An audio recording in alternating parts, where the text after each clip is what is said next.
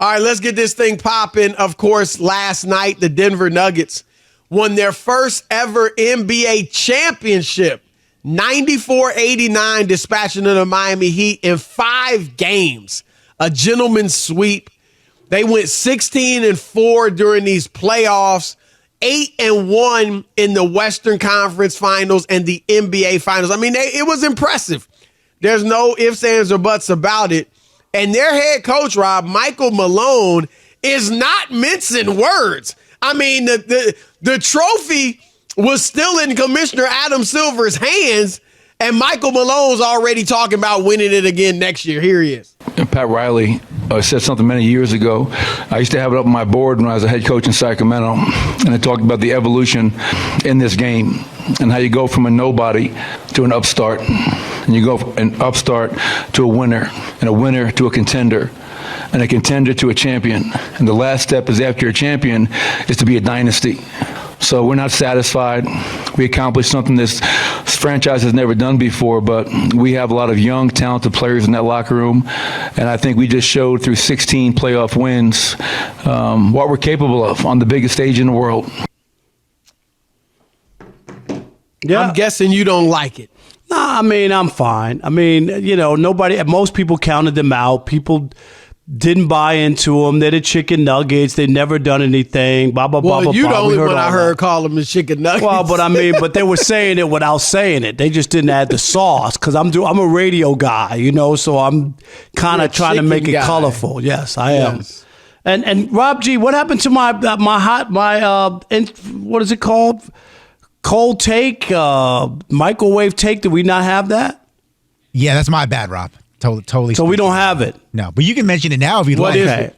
Nothing. Just I'm not surprised by that. It was 5 games. I told you that wouldn't win another game after that game 2 so you win. wanted us to actually run that? Yes. Quoted? Absolutely. Really? Sure. It was like a week ago. I mean, it doesn't matter. It's called cold hot takes or microwave takes. Exactly. And my point is, anyway, plain and simple, it's called proof of performance in radio. So people who, if you go back and go to YouTube and watch that episode where everybody said, oh, well, Rob just said Miami won't win another game. That means we're going to make a lot of money in Vegas. Just bet the opposite. Rob's always wrong. Those people are wrong today, and I'm not surprised.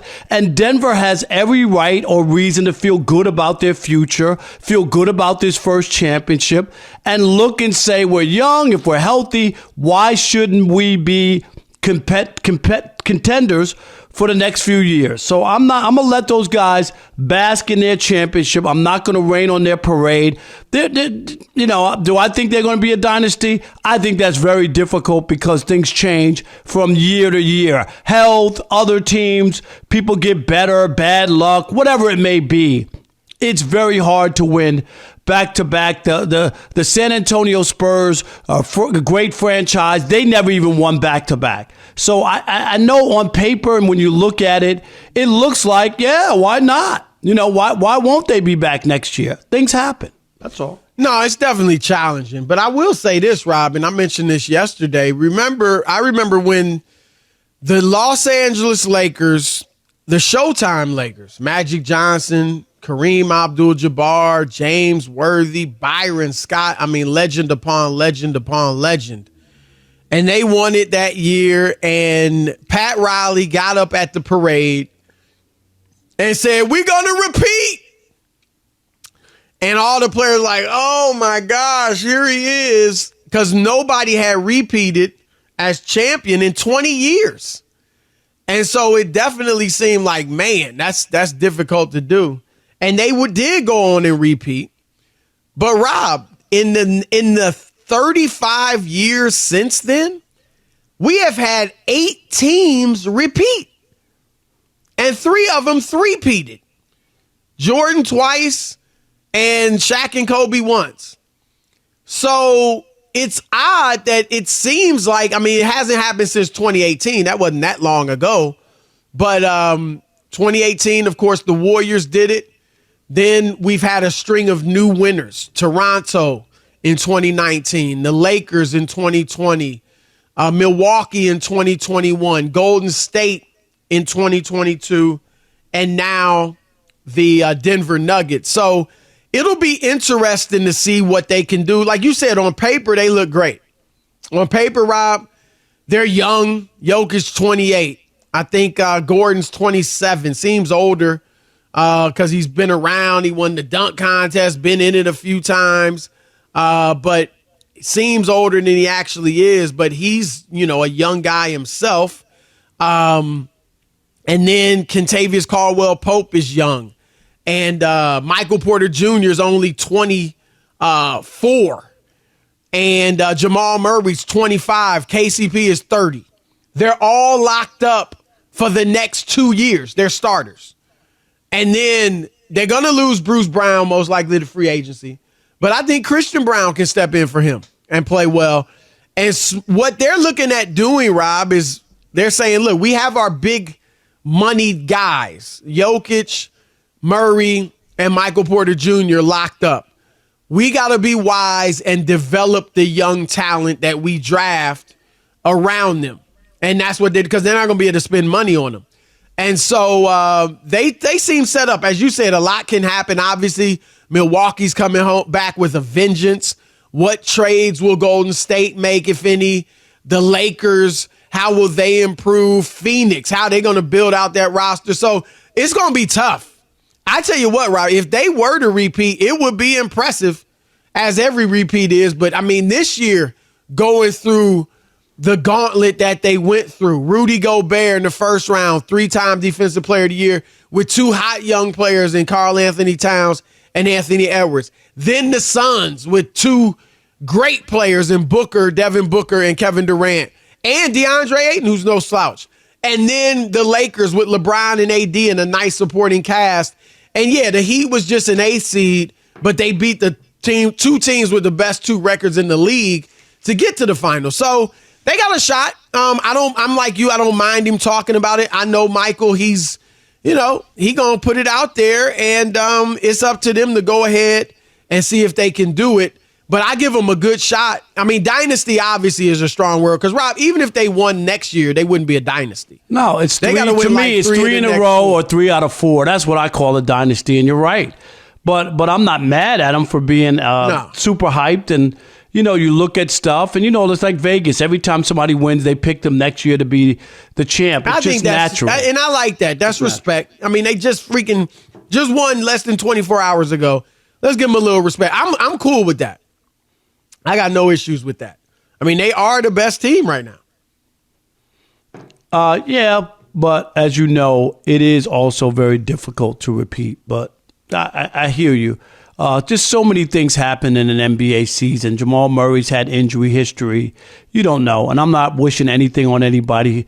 The Joker has been healthy, thank God, but you don't know what could happen to him, Chris. Like things like that happen. Yeah, he hadn't had injury issue, and hopefully that's and hopefully it doesn't case. happen. But I'm just saying, around the league and what we've seen, a ton of players keep getting hurt. So we'll see. If they stay healthy, they have a great chance to at least get back and have a shot at it. Your turn to weigh in on whether or not the Denver Nuggets are poised to become a dynasty. We talked yesterday before the game about how Tyler Hero, the 3rd leading scorer for the Heat, and by 3rd leading scorer, I mean he averaged 20. Okay, so he was right there with Jimmy Butler and Bam Adebayo. They're all around 20, 21 points a game. He, of course, missed the entire postseason, but he warmed up yesterday and was available. But Eric Spoelstra did not play him. He sat on the bench the entire night. And the guys in front of him didn't exactly put on a light show. Gabe Vincent, 3 for 13 with 6 points. Max Strus was okay, 5 for 12, 12 points. Also pulled down 8 rebounds. I think somehow. Hero was just for show. He wasn't playing.